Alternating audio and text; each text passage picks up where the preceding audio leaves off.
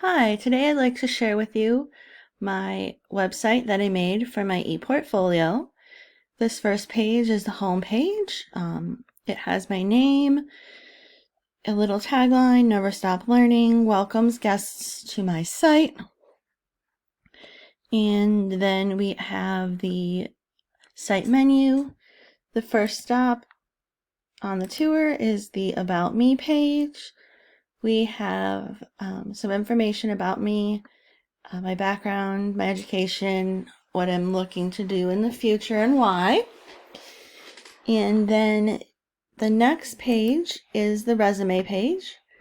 I inserted the Word document from my resume onto the website so people can clearly see it.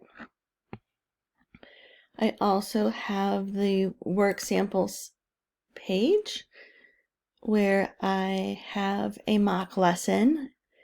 This is a lesson plan for a third grade social studies unit where they studied important figures in American history. Each student is going to make a PowerPoint presentation and then present their report to the class using their laptop and projecting it onto the smartboard, which is where the technology integration comes in.